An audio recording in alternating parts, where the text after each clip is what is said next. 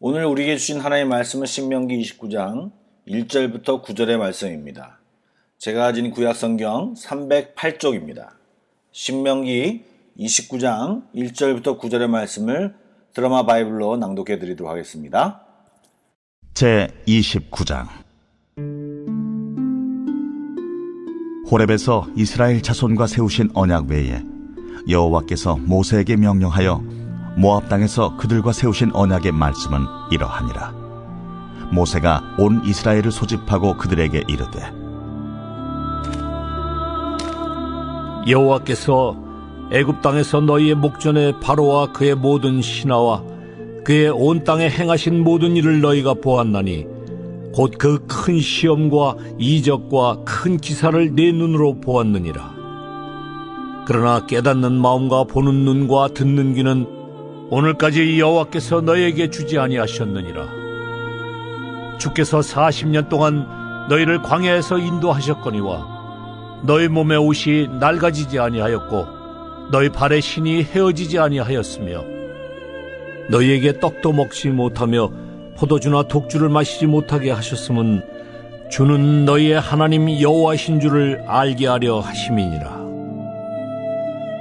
너희가 이곳에 올 때에 헤스본 왕 시혼과 바산 왕 옥이 우리와 싸우러 나왔으므로 우리가 그들을 치고 그 땅을 차지하여 루벤과 갓과 므낫세 반지파에게 기업으로 주었나니 그런즉 너희는 이 언약의 말씀을 지켜 행하라.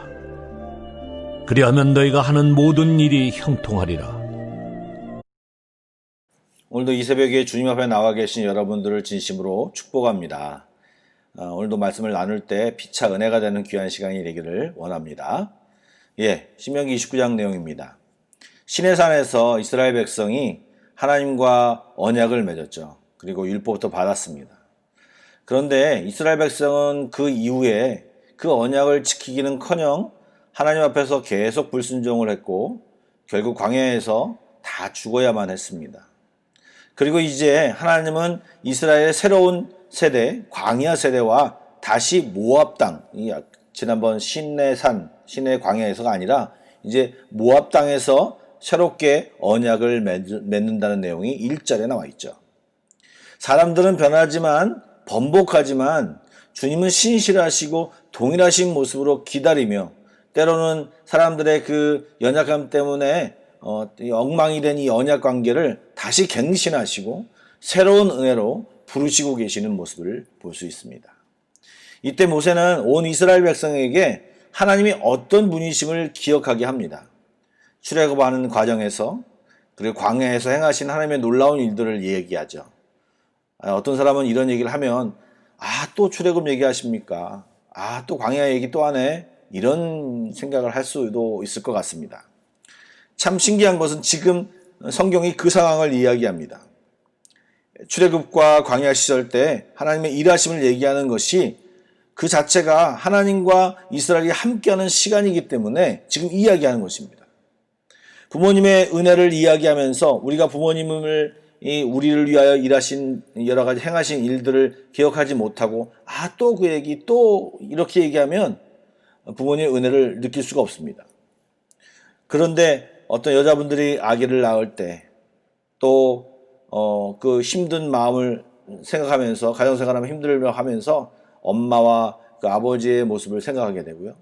그리고 남자분들은 가족을 위해서 많은 것을 감수해야 되는 그런 가장의 무거움을 느낄 때 우리 아버지도 이렇게 이러한 생각을 하셨겠구나라고 하면서 사실 우리가 부모가 되고 또 삶을 살아보니까 이 부모의 마음을 기억하고 깨닫게 되는 것처럼 지금 이 기억이라는 장치는 굉장히 중요한 것입니다. 그래서 그런 기억이 막히면 하나님과 교제할 수 없습니다. 지금 모세는 과거를 회상하면서 계속 말을 이어가고 있습니다. 옷이 낡아지지 않았고 신이 헤어지지 않았고 빵과 포도주를 주시지 않으면서도 만나와 메추라기로 너희를 살게 했고 요단강 동쪽의 강자 헤스본 왕 시온과 바산 왕 옥을 물리쳐서 승리케 하신 하나님을 기억하라, 이렇게 얘기하고 있습니다. 여러분, 이렇게 얘기하시는 이유가 뭘까요? 사실 하나님은요, 우리와 만나주시는 하나님입니다. 어떤 논리적인 증명이나 도덕적인 당위성을 강요하는 종교가 아니라 머릿속에만 화석화된 신을 믿는 그런 종교가 아니라 살아계신 하나님을 경험하고 체험하는 그런 종교입니다. 그런 하나님이십니다. 지금 모세가 이야기하는 것이 무엇입니까? 우리 이스라엘 백성의 한 걸음 한 걸음에 하나님이 언약한 대로 동행하심이 있었다. 우리들 가운데 하나님이 계셨다. 우리를 이끌어 주셨다. 너희들이 이런 하나님을 기억하고 오늘도 그분을 만나 동행하고 그분의 인도하심을 따라가야 된다. 그것이 우리가 형통하는 길이다 라고 하는 것을 지금 모세는 강력히 얘기하고 있는 것입니다. 이 모세가 말한 하나님을 우리는 경험해야 됩니다. 체험해야 됩니다. 그것이 기독교입니다. 그리고 우리의 하나님이십니다. 여러분, 왜 우리가 하나님께 순종해야 됩니까? 예, 여러 가지로 얘기할 수 있지만 우리를 구원하셨기 때문에 그렇습니다. 또한 우리가 순종할 때 하나님은 우리를 선한 길로 인도하시기 때문입니다.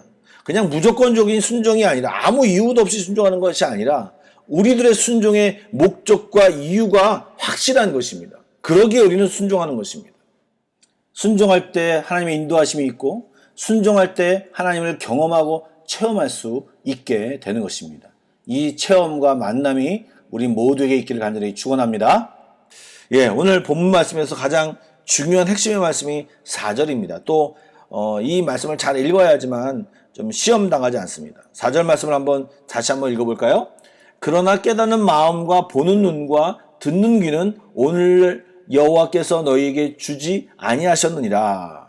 여러분, 이렇게 보니까 하나님이 깨닫는 마음과 보는 눈과 듣는 귀를 주시지 않았다. 이 말은 마치 하나님이 우리에게 주시지 않아서 우리에게 책임이 없는 것처럼 느껴집니다. 그러나 이 말은요, 이스라엘 백성이 깨닫지 못하고 보지 못하고 듣지 못함을 안타깝게 표현한 것입니다. 사실 하나님은 우리에게 자유의지를 주셨기에 우리의 의지를 조정하거나 마음대로 하지 않으십니다. 정말 깨닫지 못하고 정말 죽을 것 같아서 어쩔 수 없는 상황에서 하나님이 그때 우리를 깨우시고 말씀을 조명해 주시고 특별한 시간을 주시지만 결국 그것도 우리가 받아들이느냐는 우리의 책임인 부분입니다. 이것을 더 깊이 생각해야 될 것은 뭐냐면 그렇게 수많은 기사와 이적 또 기회를 주셨음에도 왜 이스라엘 백성이 이것을 깨닫지 못하고 보지 못하고 듣지 못하냐는 말입니다. 그것은 자신의 생각에 갇혀 있었기 때문입니다. 하나님의 말을 들을 자세와 태도가 너무나도 부실했습니다. 조금 실제적인 예를 들어볼까요? 저희들이 말씀을 들을 때나 읽을 때 어떤 특정 본문에 대해서 우리가 잘 아는 경우가 있지 않습니까? 그럴 때 이거 내가 아는 말씀인데 하며 선입견과 먼저 알았던 말씀 그리고 이해된 어떤 그런 생각에 매몰되어 있으면 새로운 은혜와 새로운 하나님이 주시는 그 말씀의 풍성함을 체험할 수 없습니다. 왜요? 먼저 아는 말씀 때문에 더 깊은 은혜로 나아가지 못하게 된다는 것입니다. 사실은 먼저 아는 말씀을 통해서 주님이 새로운 은혜를 주심으로 더 풍성한 은혜를 체험해야 되는데 그렇지 않고 먼저 받은 은혜에 갇혀 있으면 새로운 은혜를 받지 못한다고 하는 것입니다. 이스라엘 백성도 수많은 이적과 놀라운 하나님의 행하심을 보고도 자신이 경험한 이성의 세계 그리고 애굽에서의 경험과 습관이 너무나도 강했기 때문에 그 안에 있는 어떤 죄성들이 강했기 때문에 믿음으로 하나님 나라를 소망하며 나아가는 방법을 받아들이지 못했던 것입니다. 하나님 중심이 아니라 내 중심으로 살았다는 이야기죠. 그러기에 그들은 가나안 땅에 다 죽어야 했던 것입니다. 그래서 지금 모세는 새로운 광야 세대를 향하여 너희들이 새로운 언약을 맺으며 4절 오늘까지 깨닫지 못하고 보지 못하고 듣지 못했던 이 상황을 믿음으로 넘어서 너희들이 언약한 말씀을 행하여 보아라. 그러면 너희들 삶 가운데 형통이 시작되고 새로운 일들을 너희 가운데 일으키실 것이고 하나님을 새롭게 경험하게 될 것이다. 이것을 선포하고 있는 것입니다. 사실 지금 이스라엘 백성은 요단을 넘어가기 직전입니다. 이제 그들 앞에 여리고 등 큰 전쟁을 앞두고 있습니다. 믿음이 필요한 거죠. 그러기에 하나님을 기억할 것을 강하게 모세는 얘기하고 있고요. 너희들이 광야에서 어떻게 승리했고 어떻게 그것을 겪어왔고 그리고 그 결과가 무엇이었는지 하나님을 신뢰하고 언약의 말씀을 따라 행해야지만 그러한 것을 또다시 경험할 수 있다라고 하는 것을 지금 이 모세가 얘기하고 있는 것입니다. 우리도 동일합니다. 오늘도 변함없이 가정에서, 직장에서, 삶의 여러 자리에서 믿음의 행진을 해야 할 텐데 염려와 불안이 아닌 하나님과 함께 하나님의 인도하심을 믿으며 담대히 나아가야 하는 것입니다.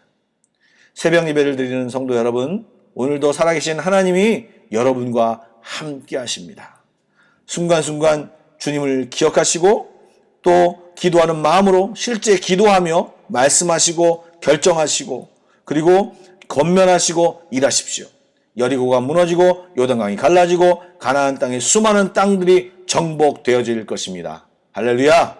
기도하시겠습니다. 천지만물을 창조하시고 주관하시는 우리의 하나님, 오늘도 주님 앞에 나와 말씀을 듣고 기도합니다. 이 하루 살면서 주님을 잊지 않고 내 마음대로 살지 않고 하나님 따로 내 삶 따로가 아닌 주님과 동행하는 또 주님께 묻고 응답을 받으며 주의 인도하심을 따라 한 걸음 한 걸음 걸어가는 우리들이 다 되게 하여 주옵소서. 가정마다 개인마다 기도 제목이 하나님 있습니다. 기도하며 이 시간 나아갈 때 오늘도 들어 응답하여 주옵소서. 우리의 주님 되신 예수님의 이름으로 기도드립니다. 아멘. 먼저 Pray Together 1, 2, 3 기도 제목을 기도하신 뒤에 각자 개인 기도 제목으로 나아가겠습니다. 기도하시겠습니다.